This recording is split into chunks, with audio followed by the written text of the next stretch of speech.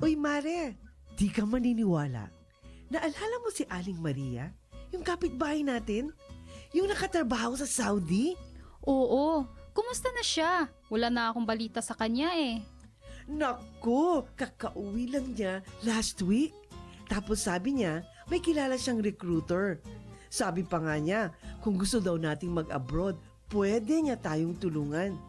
Mabilis makakaalis, walang poproblemahin, at maaahon natin sa kahirapan ang pamilya natin. Talaga ba? Pangarap ko talagang kumita ng dollars para sa pamilya ko eh. Sigurado kang matutulungan tayo nitong recruiter ha? Sigurado yan. Binigay na ni Aling Maria sa akin ang contact number ni Madam. Siya yung recruiter. Okay talaga to si Madam kasi mabait daw at maraming koneksyon sa Saudi at Dubai. Sandali lang. Pag-isipan natin itong mabuti. Nasabi ba ni Aling Maria ang detalye ng trabaho, kontrata at mga babayaran bago aalis? Alam niyo naman, maraming mga illegal recruiter.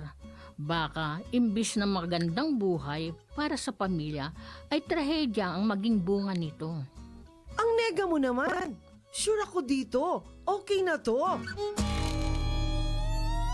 Wait lang. Huwag makontento sa okay na to, lalo na kung tungkol sa pagtatrabaho abroad.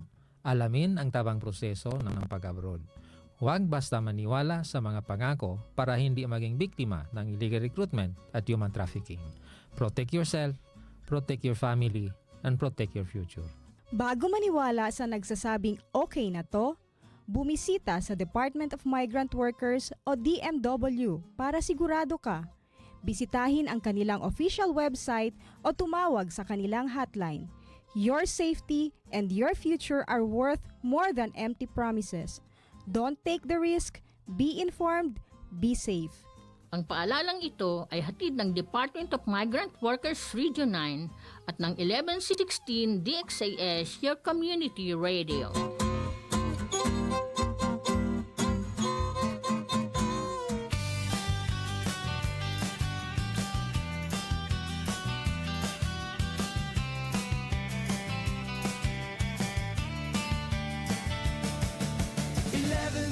DXAS, your community radio. Kasama sa araw-araw. Kakwentuhan, kagapay, kaibigan, kabarangay. Ito ang radyo mo. 1116 DXAS, your community radio.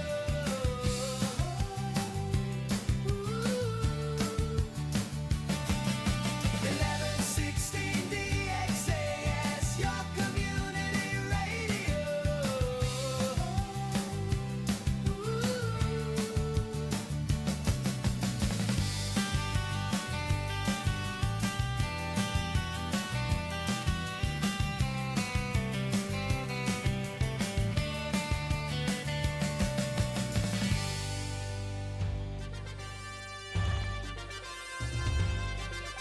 This is your community radio, 1116 DXAS, communicating Christ in our world. Ang oras sa buong Pilipinas, alas 9:30 ng umaga. Mga usapang pampamilya at mga usapin ng tamang pagpapasya. Abay, sasaan ka pa? E di siyempre, dito ka na makinig sa Family Matters.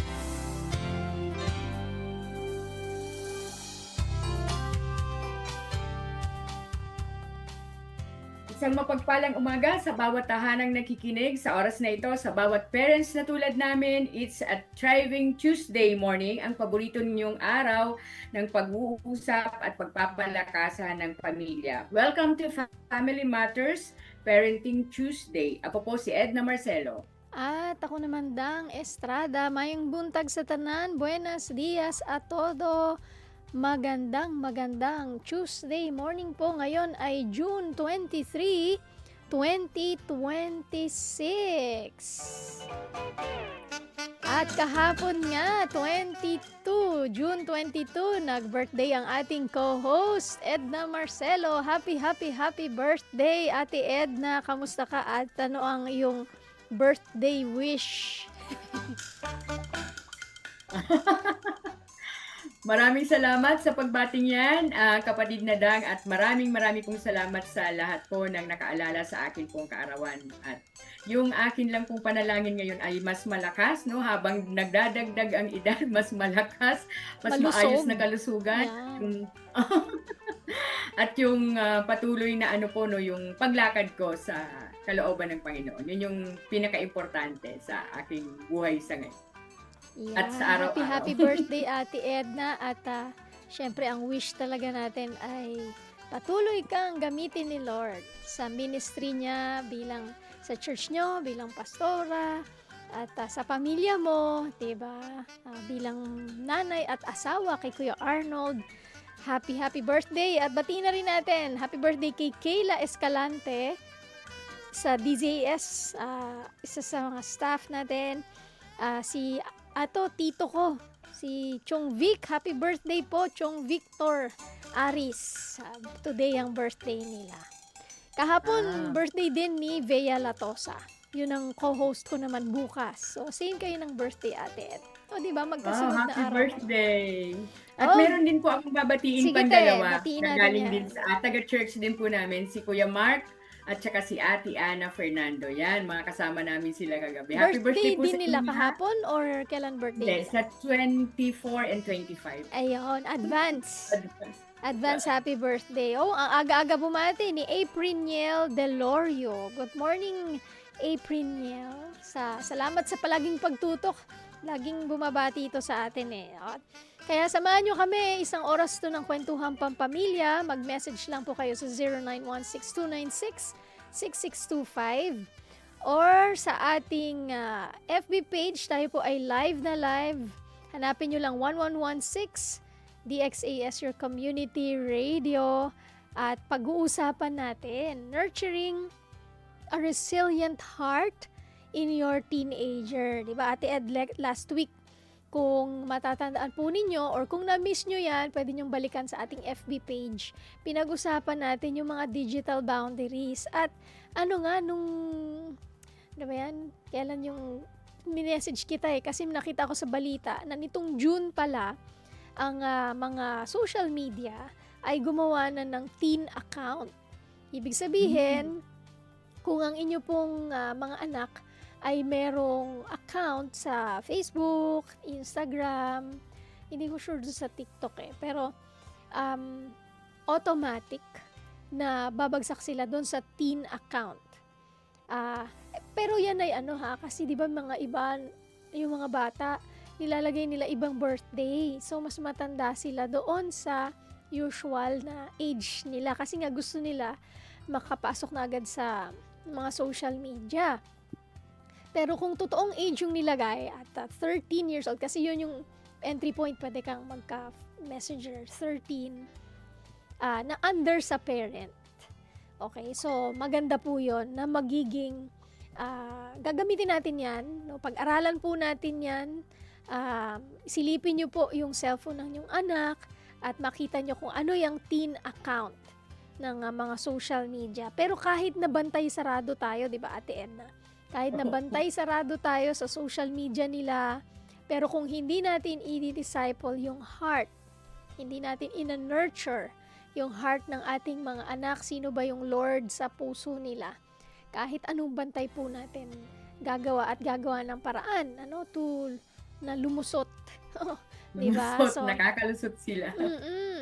At yung hindi natin sila talaga mababantayan 24 hours, yung mga lalabas sa feed nila. So at least yung teen account, pwede talagang mabantayan yon. May mga, pero minsan nga talagang may mga lumulusot dyan. So, filter. Kaya ngayong umaga, ang pag-uusapan natin ay papaano natin in-nurture na magkaroon ng resilient heart, ng heart na, di ba, parang yung katulad ni David, a heart that follows hard after God.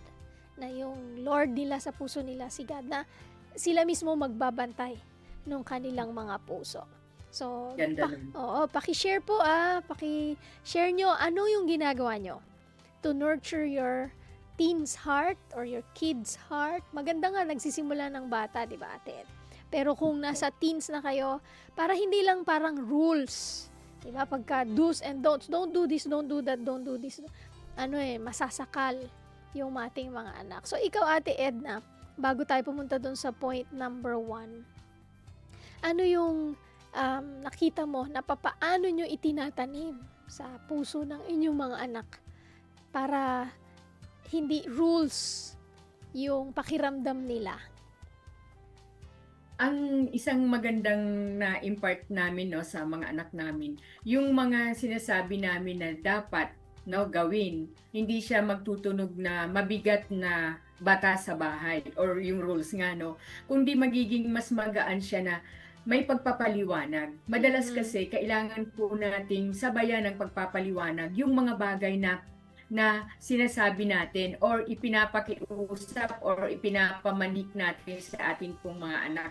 Di ba parang pag nagdidisiplina na kailangan hindi mo lang siya pinalo or hindi mo lang siya pinagalitan, dapat maintindihan niya bakit mo ginawa yun. So ganito yung pagbibigay ng mga tawag doon, yung mga tamang pananaw ba, yung tamang pananaw na ano yung pros and cons kapag kaganito, lalo na sa digital age, na kumbaga may mga bagay na dapat pinag-iingatan, tapos na isasama na po doon yung ano ba talaga yung kahalagahan kung bakit natin sinasabi sa kanila yung mga limitations, yung mga boundaries patungkol doon. Kasi mas matatanim sa isip nila, kaya pala sinabi to ng nanay ko at saka ng tatay ko, Kasi importante pala yun. Kasi for example, sa mga bata ngayon, minsan iisipin natin na late na yung atin pagbibigay ng mga paalala sa mga teenagers natin. Pero hindi po huli ang lahat. Sabi nga may mga pagkakataon na akala natin late na, pero simulan natin. Kung hindi po natin nagawa yun nung bata-bata pa sila, or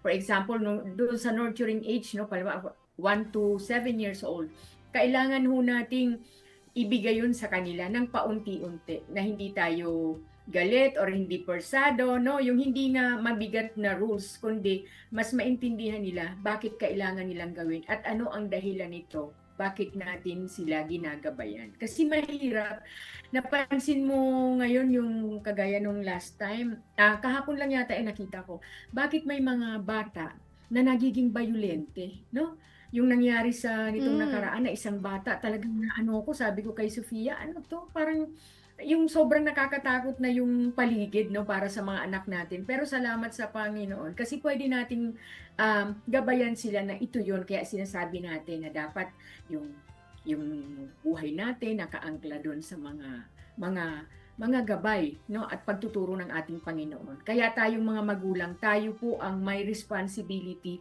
para po maturuan natin ng tamang ang mga reaksyon, ng mga tamang pananaw sa buhay ang ating pong mga anak. Kasi kung alagaan natin sila o patuturuan sa social media, napakahirap po ng magiging kalalagayan ng kanilang mga buhay pagdating ng araw. Correct. Talagang nasa ating paggabay at pagdidisiplina, hindi pwedeng gabay lang. Merong disiplina talaga, 'di ba, Ate Edna? Na sabi mo nga, Opo. yung recent balita din yung may pamamaril, ang sakit sa heart noon na may mga gano'n na rin. Kasi 'di ba minsan sa ibang bansa lang natin yun na babalitaan. Na ako. Oo, so kaya yan, napakabigat po ng trabaho natin bilang mga magulang na talagang gabayan, turuan, idisiplina yung ating mga anak in the ways of the Lord. Kaya nga, yung point number 1 natin is faith as a lifestyle, not just a Sunday routine. Na hindi lang to yung ibig sabihin ng mga religious activities lang, na pupunta lang sa church o church attendance o kaya magpe-pray bago kumain, magpe-pray bago matulog. Pero yung ano ba yung living faith? Ano ba yung buhay na pananampalataya na naipapakita, paano natin pinapakita sa ating mga teens na relevant si God, na merong pakialam si God sa stress niya sa eskwelahan. Okay? Meron siyang pakialam sa mga friends na pinipili mo. Meron siyang pakialam sa mga pinapanood mo online.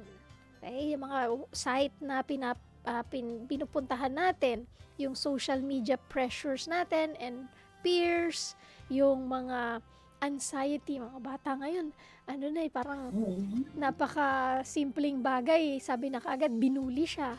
O kaya, napaka-simpleng bagay, depressed na. Okay? O, again hindi ko sinasabing hindi mabigat yung mga depression, anxiety.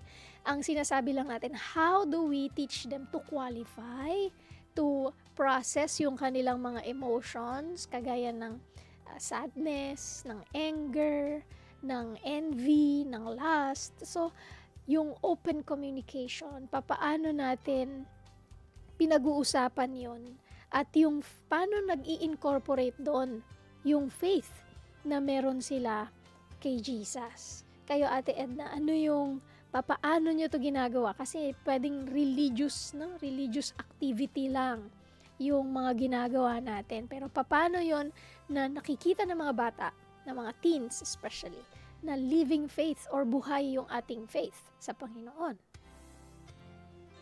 Ang ganda nung Dang, yung sinulat sa Habakuk chapter 2 verse 4, sabi dito, it is a foundational scripture that establishes the faith that is not one-time event but a continuous way of living. So ganun daw dapat yung atin pong paniniwala at pananampalataya, no? Na hindi siya basta isang araw lang na tinanggap mo ang Panginoon tapos wala na, baliwala na.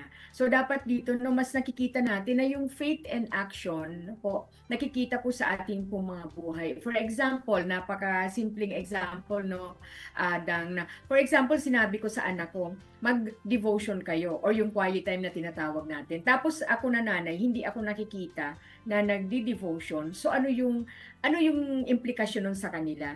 So yung sabi ngang walk your talk, no po. So talagang ipapakita mo sa kanila na yung sinasabi mo, hindi mo lang siya sinasabi bilang pagpapaalala sa kanila, kundi talagang ipinamumuhay mo siya.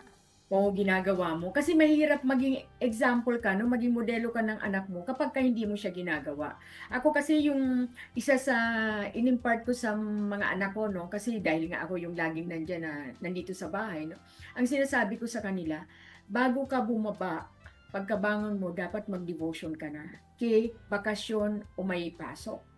Kasi kumbaga yung habit Dang, at saka yung training doon sa mga bata na hindi mo pa naman yan maaasahan na gano'n na sila kalalim sa kanilang devotion. Pero knowing na nagiging habit na nila yon at nagiging routine, hindi lang yung routinary na religiously ginagawa nila, kundi mas maintindihan nila ano yung saysay ng kanila pong pagkakaroon ng communication sa God. Yung pagpipray nila, pagbabasa ng salita ng Diyos. Kasi sabi nga dito sa natin, faith should be a conversation and not just a curriculum. So hindi lang siya basta pag-aaral o yung sinabi mo lang na dapat matutunan mo to, kundi dapat siya, i-converse mo siya, i-share mo siya ng mas malalim na ito yung dahilan bakit kailangan mo ang salita ng Panginoon. So kahit na sa anumang aspeto ng kanila pong mga buhay na kung saan po natin tinuturuan sila, dapat hindi lang religious act, no? Kasi minsan inaano lang natin na parang ito kailangan to, hanggang nagiging traditional lang na hindi nila naunawaan ano yung kailangan nilang gawin para mas lumalim sila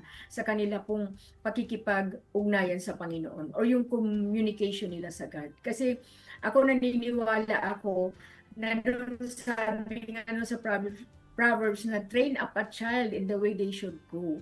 So doon, nasa digital age kayo, pero mas kailangan ninyo na ang paggabay ng Panginoon sa inyo pong mga buhay, sa mga anak natin. So kung paano natin yung sinasabi sa kanila, nang may authority, bilang ikaw, tayong mga magulang, ginawa tayong instrument, no? Ginawa tayong vessel ng Panginoon para i-impart yun sa kanila. Na saan patungo ang buhay mo? Dapat yung purpose ng Panginoon mas makita sa kanilang buhay habang maliliit pa. Kasi minsan isipin natin, yung kagaya nung sinabi mo, pagka nabubuli ba sila sa school, anong magiging response nila? Nitong nakaraan, yung bunso ko, isang lang po to, short testimony na, yung bunso ko naglaba, for the first time nakita ko siya kung paano nagalit, gumaganyan, tapos ganyan siya talaga, ma'am, I'm mad, gano'n.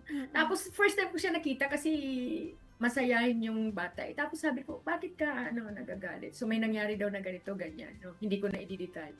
Tapos alam mo ang sabi ko sa kanya, bakit hindi natin ipag-pray yung situation para alam mo next time kung paano yung magiging reaction mo sa situation, kung sa tao, no, yung kung anong lugar ka, yung mga ganyan. Ano yung katataguyuan mo or kalalagayan mo dun sa situation. Kasi sabi ko, for example, inilabas mo yung galit mo. So sino ang matatalo? 'Di ba ikaw? Kasi yung konsekwensya na dapat ay sa ibang parte nangyari, ikaw ang sasalo ngayon nung konsekwensya or yung consequence na ginawa mong action at reaction doon sa situation. Kasi doon pa lang, kasi 11 years old lang si Solomon pero mas pinakita ko sa kanya na may mga bagay o sitwasyon sa buhay na dapat mas mataas yung pagtingin mo o pag-unawa mo doon sa pwedeng sa tao, sa sitwasyon, at sa kung ano yung magiging reaction mo bilang ikaw.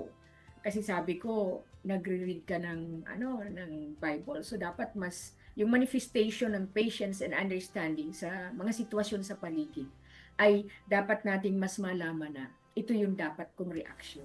So alam mo, Dang, nakakatuwa kasi sa murang edad niya, naintindihan niya, mama, oo nga, mama, pipigilan ko na yung sarili ko. Kasi doon, nakita ko na, tinuturuan ko pala siya kung paano niya i-adapt at gawin yung self-control, kung paano siya magkakaroon ng pagpipigil sa sarili sa mga situation. So yun yung isang recent na isang bagay na nakita ko na tayong mga magulang po, ang pagmumulan kung ano yung dapat nilang maging reaksyon sa mga bagay at sa mga sitwasyon para malagpasan nila at mas maging victorious sila doon sa kanilang mga emosyon. Kasi madalas pagka yung emotion mabigat na dalahin. So yun po yung aking isang recent na nakita kung paano natin may impart yung mga ganung bagay. Mga simple siyang bagay pero mabigat yung niya sa mga bata.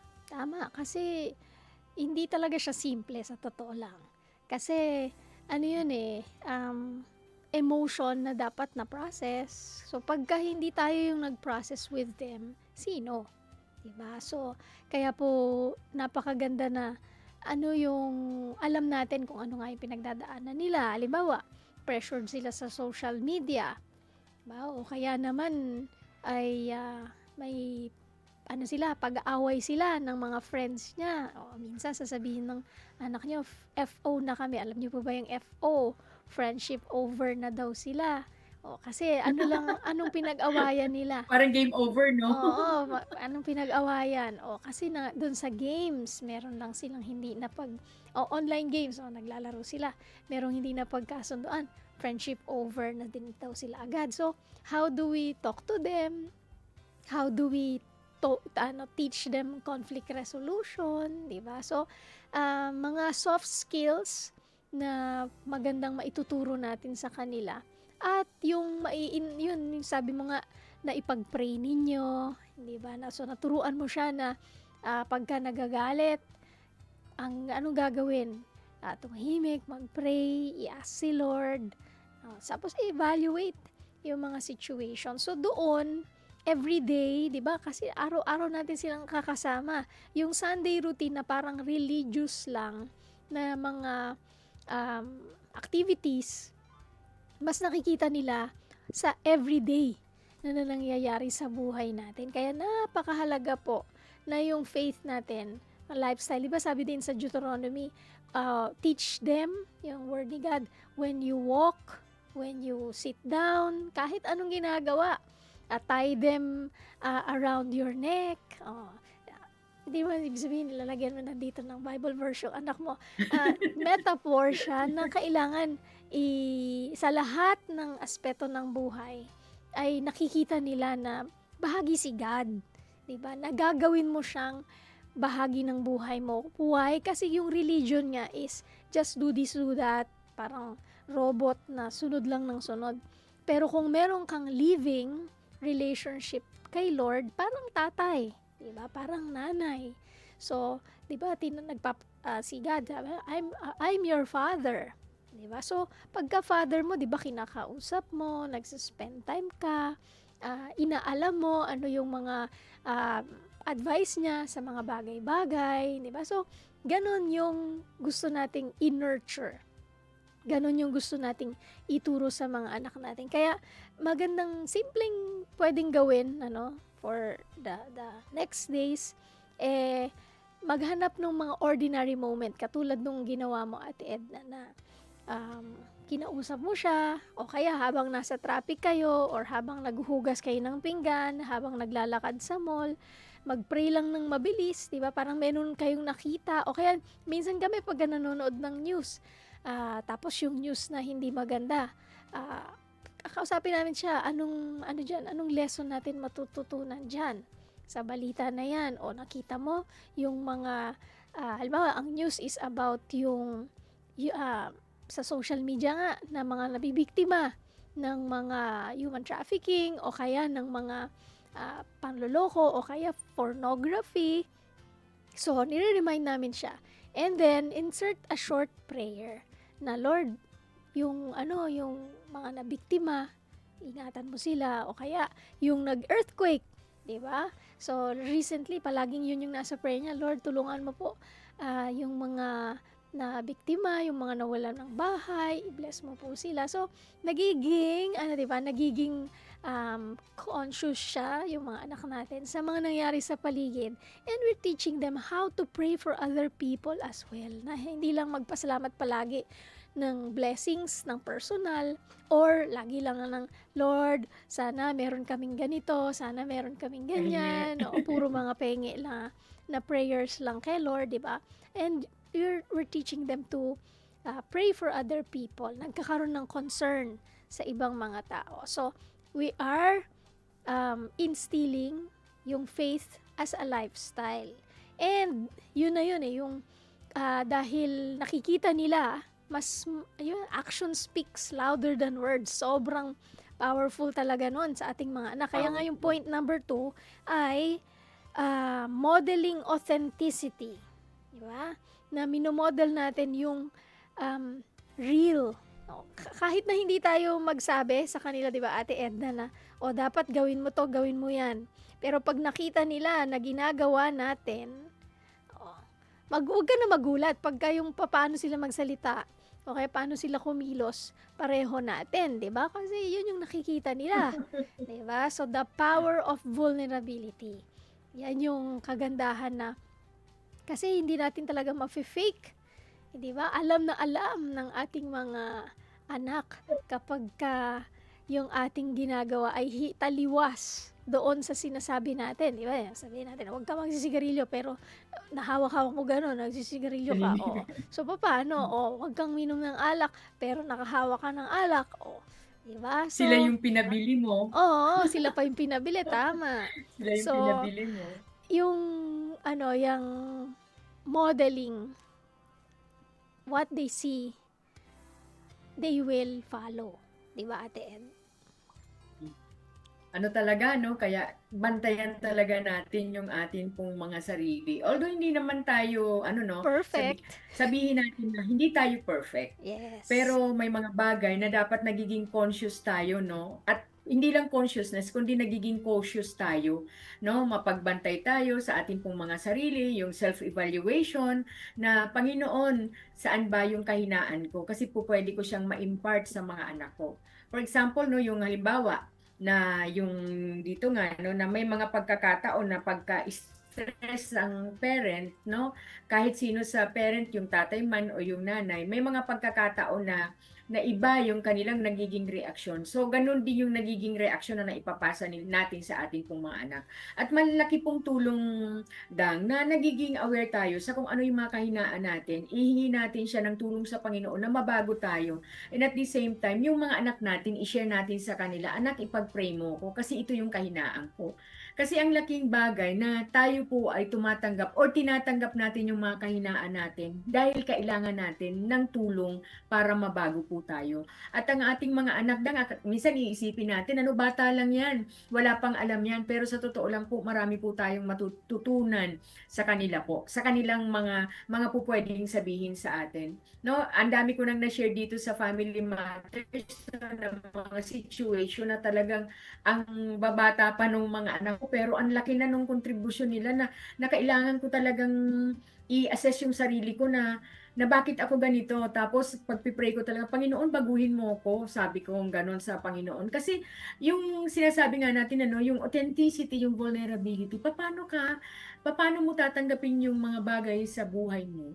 Kung yung pride natin nandun, na hindi ganito na ako, hindi na ako magbabago. Pero dahil ng mga magulang tayo at may mga batang nakatingin sa atin, napakahalaga po natanggapin ho natin sa ating mga sarili na may mga kahinaan tayo at kailangan natin yung tulong ng bawat isa, lalo na po ang tulong ng Panginoon sa ating pagbabago. Kasi di ba Dang, mahirap naman talaga baguhin yung mga nakasanayan natin at kinalakihan, ano, ng mga kultura man yan o personalidad. Di ba sabi nga, kung ano yung pagpapalaki sa iyo ng kung saan ka lumaki, na-a-adapt mo yon at hindi ka aware na yun na rin pala yung nagiging tawag dito, hindi habit, nagiging kultura mo doon sa pamilyang binubuo mo. No po, kaya alam mo naalala kong bigla, no, na noong bagong mga magulang kami, kasi di ba ang tagal naming naging magulang ni Arnold. Alam mo ba na napag-usapan namin, kunin natin yung magagandang bagay na natutunan natin sa kanya-kanya nating pamilya. At tanggalin natin yung mga bagay na hindi sa tingin natin, hindi na dapat nating i-adapt dito sa pamilya natin na binubuo. No? Mahirap yun, challenging yung ganong situation kasi hindi naman ganong kabilis, hindi overnight yung pagbabago, no? Pero knowing na binigyan tayo ng Panginoon ng ganong klase ng ideya, no, na maaari nating ipabago sa Panginoon, gagawin po yun ng Panginoon para dun sa ikabubuti ng pamilya na binubuo. No po, kaya dito minsan makikita natin na ano nga ba yung grace na pwede nating i-extend, no, sa ating sarili at sa ating pong pamilya. Kasi ganun po yun pag naisip natin na, Panginoon, ano po yung kailangan kong gawin? Panginoon, ano po yung kailangan kong baguhin sa sarili ko para mas makita na na ito yung mga bagay na kailangan kong baguhin sa sarili ko, no? Kasi ang laking ano din siya ang laking kontribusyon. At ang isa pa, tayong mga magulang kung nagkakamali ho tayo, wag ho nating hayaan na ganun-ganun na lang yun. Maaari ho tayong lumapit sa ating mga anak at sabihin natin, anak, I'm sorry. Yeah. Anak, patawarin mo ko. Hindi ko ang tawag dito. Minsan hindi naman intentional kasi yung nagawa mo o yung nasabi mo, no? Dahil sa emosyon, 'di ba? Maraming ang na nangyayari pag emotional tayo, no? Pag kigalit ka, kimasaya ka or kung ano mang klase ng emosyon. Wala hong kawalan or hindi ho kawalan sa atin na magpakumbaba at humingi ng tawad sa atin pong mga anak. Kasi doon pinapakita natin paano rin tayo manghingi ng tawad, paano tayo magpatawad at buuin muli yung relasyon, ano po. Kasi importante po, yung relasyon ay mabuo muli kahit ano pa man ang naging sitwasyon. Kahit na naging pangit or hindi maganda yung sitwasyon, kung nagkasakitan man. Alam mo, ako madalas ganito, lalo na malalaki na sila eh. Alam mo, sabi ko, pagka bawa, sino man sa kanila na pagsabihan ko, doon at the end of the day, pagka kaming dalawa lang sasabihin ko, nagalit ka ba kay mama? Sumama ba yung loob mo dahil sa sinabi ko? Nainis ka ba kay mama? Tapos alam mo, binibigyan ko rin sila ng kalayaan na maging totoo sa mga emosyon nila, Dan. Kasi malaking tulong. Kasi na parang dinidebrief mo din sila, no, sa mga emosyon nila. Alam mo, sinasabi ko, pwede ninyong sabihin sa akin na, ma, nagalit ako sa sinabi mo. Ma, nagalit ako sa ginawa mo. Ma, hindi maganda sa akin yung sinabi mo. Ganito yung effect niya. Alam mo, na-encourage ko sila kahit na, for example, si Sofia, kahit na tahimik siya, na ilalabas niya na yung emosyon niya na, ma, hindi ko gusto yung ganito pagka sinasabi mo sa akin to. Nakakatuwa kasi ikaw mismong magulang, kung ano man yung mga bagay na naranasan mo. Minsan kasi di ba may lumalabas na mga emotions na hindi mo alam nandyan lang pala dahil sa mga naging experience mo rin. Ikaw mismo na magulang, nahihil ka. Yun yung ganda kasi pagka may pagpapatawad at nanghingi tayo ng tawad, may healing. Yun yung nakakatuwa sa yung magiging totoo ka, magiging tunay ka, no? Magiging mas bukas ka doon sa pagbabago na gusto mo kasi nahihil ka. Mararamdaman mo parang gumagaan yung dibdib mo. Yung pala may healing na nagaganap. Kaya sa pagpapatawad po, for example, pagtuturo natin sa mga anak natin, yung pagpapatawad po, may healing na nagaganap.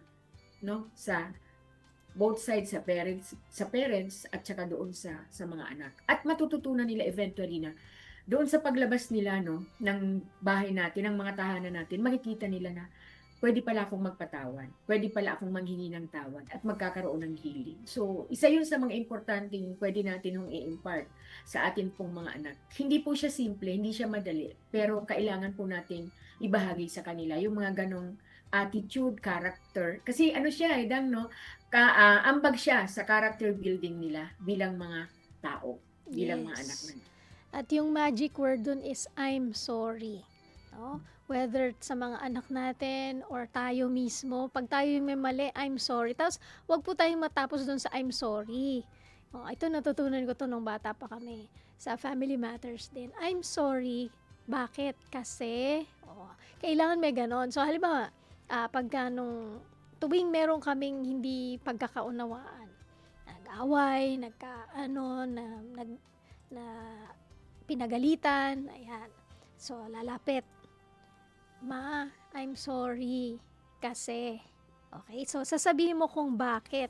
Bakit ka nagsusorry? O kasi nasabi ko to, alam ko nasaktan ka. So, specific kung ano yung hinihingi mo ng sorry. Kasi, pag sinabi mong I'm sorry, blanket yun eh. Ano yun? Most likely, okay, minsan nangyayari, nagsorry ka dun sa bagay na hindi naman pala, yun yung nasaktan siya. So, naliwanagan kayo, sabi niya, alam mo, hindi ako dun nasaktan. Nasaktan ako dahil dito sa ginawa mo. Tapos, ikaw din, hindi pala yun yung bagay na nakasakit sa kanya. Naakala ko yun. So, ngayon, i-rephrase mo. Kasalungat yung i-rephrase mo. Okay, sorry. Ito pala yung nakasakit sa'yo. So, sorry kasi ganito yung ginawa ko. At ito pala yung nakasakit sa'yo. So, patawarin mo ko. Ngayon, sa other side naman, okay, I receive your sorry and I forgive you.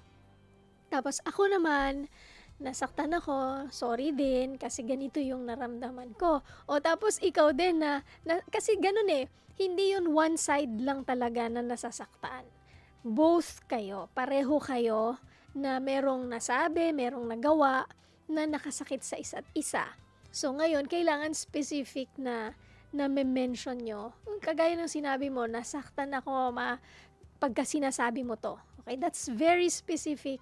And ikaw na sinabihan, mas nagiging conscious ka na, okay, ito palang mga salita na to, nakakasakit sa anak ko. So, anak, sorry doon sa pag nasasabi ko yan. At hindi ko siya nagagawin. Diba? No, magiging conscious ka din na hindi mo na siya gagawin, hindi mo na siya sasabihin. Diba? Pero syempre, possible na madadapa ulit tayo, hindi ba? Pero at least, diba, na brought up yun at napag-uusapan nyo, hindi nagiging historical. Kasi pagka kinikim-kim tapos hindi nakakapag-sorry, hindi nagiging vulnerable, bigla na lang sasabog tapos ang sakit-sakit na lalo nung mga salita na lalabas sa atin. So, napakahalaga nung modeling na kung gusto natin na yung anak natin matuto ng conflict resolution, we need to teach them. And that starts with the word, I'm sorry because. Diba? So, 10:05 in the morning, mag-break tayo sandali. Pero bago tayo mag-break, i-shoutout muna natin. May mga nagpapa-shoutout ng bati, yung ating mga Kafwerza, sila Kafwerza Ed. Yan, ang mga napapakinggan natin sila sa Fuerza Naval every Saturday, kuya, 11 a.m. in the morning. Ayan, nakikinig sila. Shout out at Edang CMOU Western Mindanao. Nakikinig ngayon sa radio. Sir Aldrin, Sir Meng, Sir Edmund.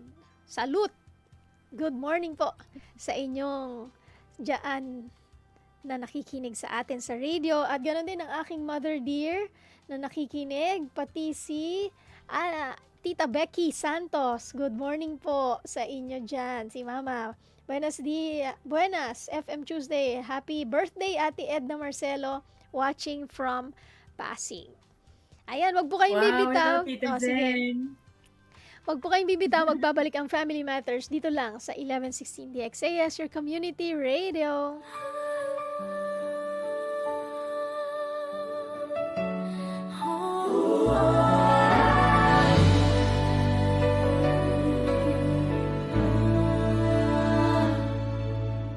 Ang pamilya simula pa man noon, ang Diyos ang nagbuo at nagdisenyo. Sadyang kay ganda at mahalagang pundasyon, tayo ay bahagi ng dakila niyang plano. Oh, pamilya, tayo ay manalangin. Panginoon, maghari ka sa aming tahanan. Panginoon, ikaw ang manguna sa aming buhay. Ang pag-ibig mo ang aming kailangan. Ang salita mo ang aming gabay. Kung ikaw ang kasama, sigurado ang tagumpay.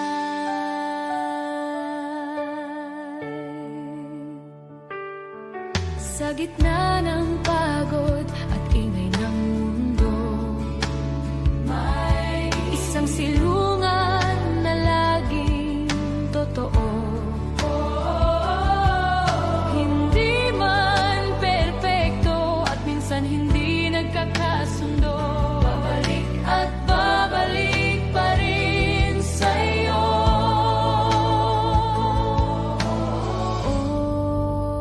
Oh, pamilya, tayo ay manalangin. Panginoon, maghari ka sa aming tahanan. Panginoon, ikaw ang manguna sa aming buhay. Ang pag-ibig mo ang aming kailangan. Ang salita mo ang aming gabay. Kung ikaw ang kasama, sigurado ang tagumpay. Bawat ama, ina at anak, bawat mag-asawa, lolo at lola, Panginoon, sa iyo namin inaalay.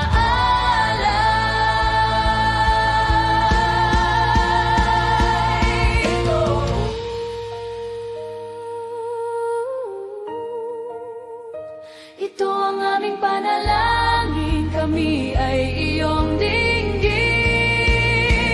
Panginoon, maghari ka sa aming tahanan. Panginoon, ikaw ang manguna sa aming buhay. Ang pag-ibig mo ang aming kailangan. Ang salita mo ang aming gabay. Kung ikaw ang kasama, sigurado ang tagumpay. Maghari ka sa aming tahanan. Panginoon, manguna sa aming buhay. Ang pag-ibig mo ang aming kailangan. Ang salita mo ang aming gabay. Kung ikaw ang kasama, sigurado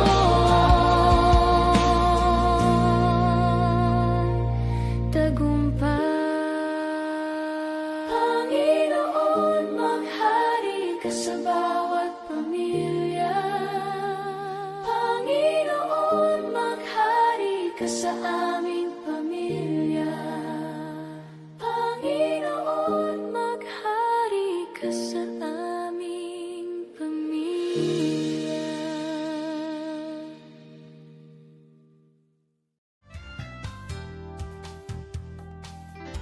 Kayo pa rin po ay nakikinig sa 1116 Radyo Komunidad. Ito po ang programang Family Matters at kami po ang inyo pong mga kasama, Edna Marcelo. At ako naman, Dang Estrada.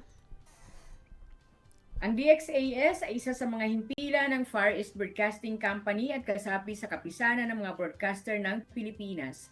Ang FEBC ay isang non-profit, non-commercial and donor-based radio station. Dahil sa katapatan ng ating Diyos at sa inyo pong partnership, tayo ay nagpapatuloy sa paghahatid ng mabuting balita ni Kristo. Inaanyayahan namin kayong maging bahagi ng ating radio ministry. I-scan ang QR code ng ating GCash sa bank account para sa inyo pong donation. Please send us a message para po ma-acknowledge po namin ang inyo pong donation. Maraming salamat po sa inyo pong partnership. God bless po.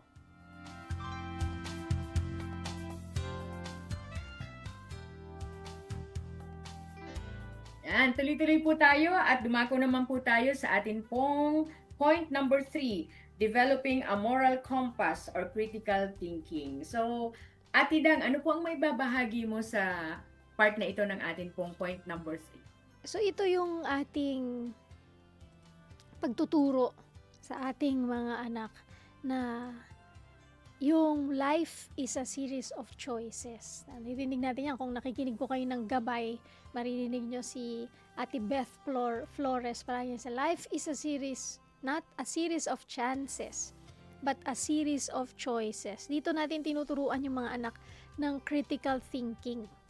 Ito bang bagay na to? Gagawin ko ba? Ito ba ay ayon sa salita ng Panginoon? Mapiplease ko ba si God? Mag-glorify ko ba si God? Or yung bang minsan yung pressure to do things, hindi ba? So, paano natin yon ituturo sa ating mga anak? Napakahalaga po nun. How to teach them to seek the Lord's heart in complex situations. Ate Ed. Ang ganda no na dito po sa area na ito no ng buhay ng mga anak natin o pagiging parent natin, ano ba yung pagiging mapanuri no at mapanuri o mapag-aral na kaisipan no sa atin pong mga anak. Ano ba yung mga, for example, kung mga bata pa yan, yung mga simpleng pagsosolve ng mga problema nila no. For example, sa school, kung may mga situation sila na nararanasan, ano ba yung magiging gabay no para sa kanila kung paano nila mapagtatagumpayan yung mga nadaranasan nilang mga senaryo na sa tingin nila nakaka-stress sa kanila o nagbibigay ng pagkalito, ng mga alalahanin o mga agam-agam. Kasi minsan, di ba, minsan isipin natin yung mga maliliit na bagay ay nagdadala po ng pag-iisip sa mga anak natin na inaalala nila. Kasi sa kanila, for example, nakaapekto sila sa kanila, naapektuhan sila mentally, no? Na parang isip, bakit ginawa sa akin yun? Bakit nabubuli ako? No? Yung mga ganon. Alam mo, minsan iisipin natin na wala lang yun. Lalo na yun, ano, di ba yung sa panahon kasi natin dati, parang hindi naman ganon na nai-emphasize masyado, no? Yung mga tungkol sa kung paano ka tinatrato ng mga bata o ng mga kaklase. Pero ngayon, mas makikita natin na ano nga ba yung pwede nating ituro sa kanila sa unti-unting paglaki nila at yung pagharap nila sa mga bagay na kanilang pipiliin, yung mga bagay na kanilang uukulan ng pansin, ano? For example, yung mga bagay, halimbawa, kung magka-college na yan, yung napag-usapan natin nung nakaraan, na paano natin sila matutulungan o igigiya o gagabayan kung paano sila mamimili ng kanilang kursong kukunin, no? Saan sila mag-aaral. So, yung mga ganun, habang bata sila, turuan po natin sila na magkaroon sila ng tamang mga pagpipili ayon dun sa kapasidad nila, ayon dun sa talents nila, sa abilities nila, no? At napaka-importante po na ipaalala natin sa kanila na ang lahat ng mga desisyon ay kailangan ho nilang isangguni sa Panginoon, sa kanilang pananalangin, sa pagbabasa nila ng salita ng Panginoon, ano? Kasi dapat ho lagi nating ituro sa mga anak natin kanino sila kakapit, kanino sila lalapit, no? Sa mga pagkakataong at mga sitwasyon, maganda man o hindi ang sitwasyon, dapat lagi po nating naipapaliwanag sa kanila, anak, may Panginoon tayo na tutulungan tayo. Kasi minsan, di ba, pag may mga choices dang sila sa buhay, kahit minsan tayong mga magulang, hindi natin, maarok, no? Hindi natin minsan nabibigyan din ng tamang pagdidesisyon or gabay yung ating mga anak kasi hindi tayo yung mas nakakikilala sa kanila kasi ang Panginoon. Kasi created tayong lahat ng Panginoon. So yung purpose natin, ako nitong nakaraan, kasi si Sofia, sasabihin niya, Ma, ito yung gusto ko pag nag-college ako. Ma, ito yung ganun. Alam mo, lagi kong sinasabi sa kanya, anak ngayon pa lang, paghandaan mo na yan. Anak ngayon pa lang, bigyan mo na ng puwang na ang Panginoon ang magturo sa iyo doon sa direksyon na nais niya para sa iyo. Kasi pinapaliwanag ko sa kanya lalo na si Sofia nga kasi 3 taon na lang or kasi hanggang K-12 tayo ngayon ano. So lagi kong sinasabi sa kanya, anak ngayon pa lang, mag-aral ka na ng maayos, ng mabuti para doon sa direksyon na binibigay sa iyo ng Panginoon at higit sa lahat kako, ang Panginoon ang tanungin mo, Panginoon ano talaga yung purpose mo sa buhay ko at ano talaga yung talagang binibigay sa yung direksyon ng Panginoon. Kasi napaka-importante nun. Sa kanyang batang isip, kasi 14 years old, marami pang ano yan di ba? So, kumbaga, bata pa rin. Pero yun pa lang, doon na natin pinapaalala sa kanila, anak, higit sa akin na magulang mo at higit sa pagkakakilala mo sa sarili mo, may Panginoon tayo na nakakikilala ng higit, no? Sa amin siyempre tayo, mga limitado rin yung ating pong mga nakikita natin na ito yung kakayahan niya. Pero, ang Panginoon kasi ang magdidirect sa kanya kung ano talaga yung panawagan na ibibigay sa kanya ng Panginoon at dinesign ng Panginoon sa kanya bago pa man siya isilang no, sa mundong ito. So, actually, minsan hindi natin yun nagagagap or naaarok. No? Ba't kailangan nating sabihin sa kanila yun? Pero ang importante po kasi, dapat lagi ho nating tinuturuan ng mga anak natin at pinapaalalahanan sila na, anak, may purpose ang buhay mo. No? Pinahiram ka sa akin ng Panginoon. Kaya, mas mataas yung purpose ng Lord sa iyo. Ako'y gigiya lang, gagabay sa tulong na at wisdom na mula sa Panginoon, ano? Kasi minsan tao rin naman, may mga limitasyon, no? Sasabihin mo, alam ba, bilang magulang, hindi anak, ito yung kunin mo kasi ito yung ano ngayon, uso ngayon, ito yung porso na ganito ngayon. Yeah, maraming benepisyo, kikita ka ng malaki. So dapat nababalanso natin, anak, hingiin mo yung direksyon ng Panginoon. So kasi yun, part yun ng malaking choices o major decisions na gagawin, maliit man o malaking decision ang ang mga anak ho natin ay pipili ng mas maayos at talagang nakasentro doon sa Panginoon ang kalooban mo sa akin. Kasi hindi pa nila yun naiintindihan ngayon, pero sa malaot madali, mauunawaan nila, ito pala yung sinasabi ng nanay ko. Ito pala yung sinasabi ng tatay ko. Kasi tayo po ang gagabay sa kanila para ituro sila. Sabi nga, tayo po ay gumagabay doon sa mga bagay na itinuturo sa atin ng Panginoon na gawin natin sa iba. Hindi lang po sa anak natin, kung may lumalapit po sa atin ng mga kabataan, igiya po natin sila sa tamang giya. Na hindi, bahala ka, ito yung ano bang sa tingin mo, kundi igiyaw natin sila doon sa tama at doon sa talagang makikita nila ano yung purpose nila, ba't sila nabubuhay, no? So, ganun po yung atin pong pasimulan sa ating mga anak. At hindi pa po uli ang lahat, sa mga, kung may mga nasa college na ganyan, ang Panginoon ay hindi po natatapos sa mga bagay na nagawa natin na hindi natin isinangguni sa Kanya. Kasi ang Panginoon, tutulungan tayo, na i-direct tayo sa kung saan talaga niya tayo pinapupunta at saan niya tayo ilalagay. At dinidevelop natin yun sa mga anak natin, yung critical thinking na nga yan. Kasi sa Bible, hindi naman din clear palagi yung yes at no. May mga bagay na clear talaga. Ito yung dapat na gawin, ito yung hindi dapat gawin. Pero may mga bagay din na hindi clear, hindi diretso yung sagot. Pero doon natin matuturuan sila na paano isisik yung heart ng Panginoon. Hindi na to yung, lalo na pag teens na, hindi na lang to yung don't do this, don't do that. Ang is, ano ba sa tingin mo yung tinuturo sa'yo ni Lord sa situation na to? Ano ba sa tingin mo yung gustong ipagawa sa'yo ni Lord sa situation na to? Kaya nga, yung, halimbawa, diba, may mga situation or scenario na magandang gagawin or tatanungin natin sa mga anak na comfortable situation lang na bago mangyari, mga scenario lang. Example, kung may kaibigan ka tapos niyaya ka na gawin yung isang bagay na mali at alam mong mali, o halimbawa mangongopya o kaya nanakawin yung test paper para tumaas yung grade. O alam mong mali. So sa tingin mo, ano yung magandang gawin mo para hindi ka din makasakit or maka-offend dun sa tao na yon, pero mananatili ka dun sa values mo. O kaya yung yayayain ka na magka-ating class, o kaya yung yayayain ka na sumubok ng, halimbawa, magyosi, o kaya sumubok na uminom ng alak, pero alam mo na mali at hindi yon tama. Paano mo sasabihin at ano yung, paano mo paninindigan yung alam mong tama, diba? Yung values na itinuro sa atin. So, doon masusubok natin, makikita na natin paano siya sasagot, paano niya haharapin yung situation, o kaya nung minsan na nag-speak ako sa mga youth, ang scenario is sa social media, may nakikita na doon sa binubuli na siya doon sa chat. Anong gagawin mo? Tatahimik ka lang ba? O ipapatigilin mo yung pangbubuli nila doon sa isang classmate? O kaya isusumbong mo ba? Ano ba yung gagawin mo? So, scenario to let them think at madodraw out din natin. Ano yung sa tingin nila?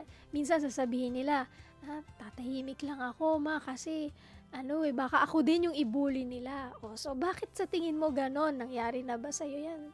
Yung situation na ganon? O kaya meron ka bang classmate na nagsabi na wag nating gawin yan, hindi yan tama. Tapos siya na yung ginawang ulam, di ba? Yan yung mga term nila yan eh. Siya na yung ginawang tampulan ng pambubuli. So, kaya possible na takot na din siya na gusto niya din ipagtanggol o kaya ipatigil yung nangyayari. So, papaano natin sila gagabayan sa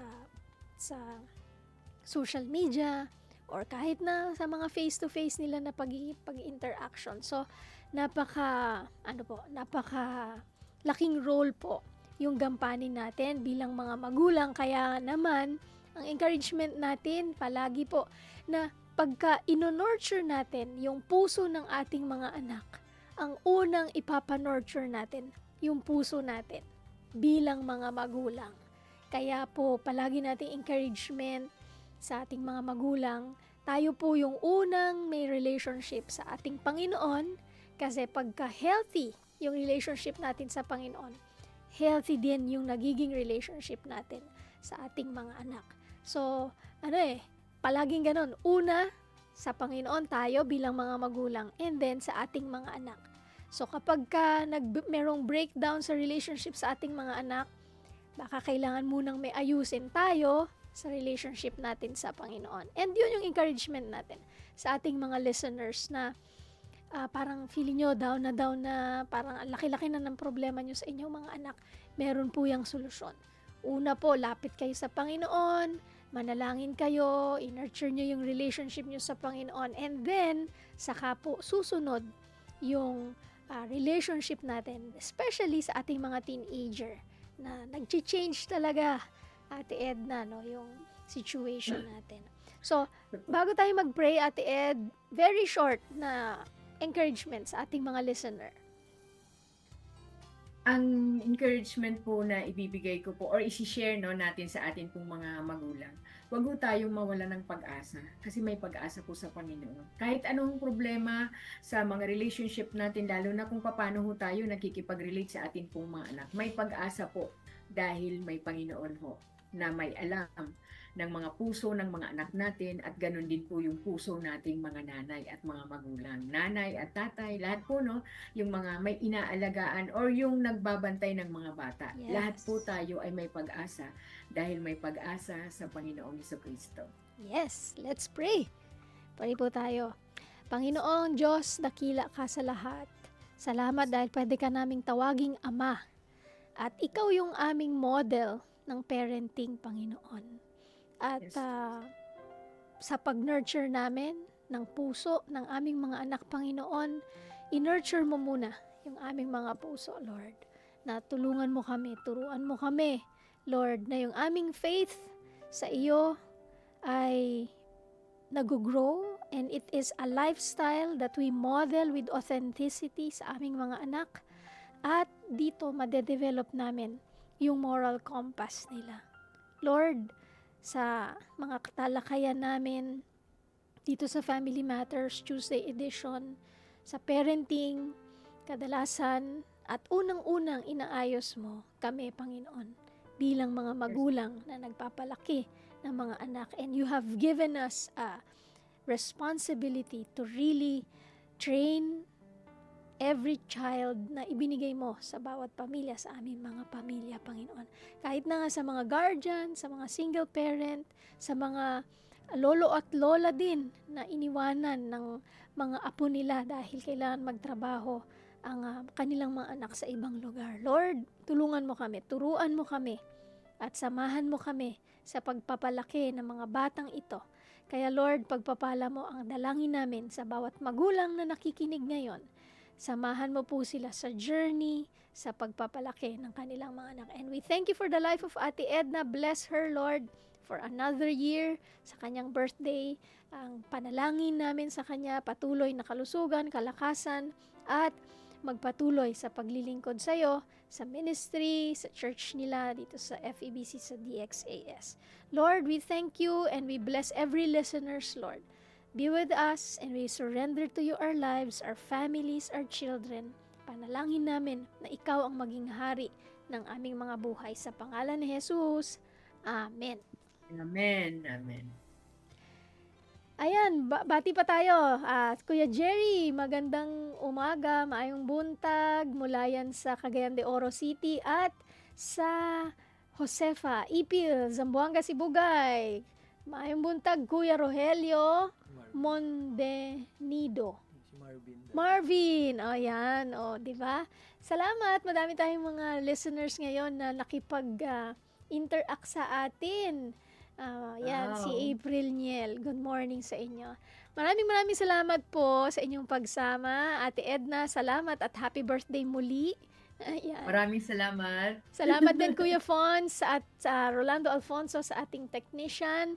Bukas ulit, 9:30 in the morning, Family Matters. Kasama nyo kami, mga singles naman ng ating kwentuhan at 9:30. Susunod na po ang programang Radyo Singkaman kasama si Uto Umubin. Ito po ang Family Matters. Kami po ay kasama nyo sa pagtataguyod ng pamilyang Pilipino. God bless!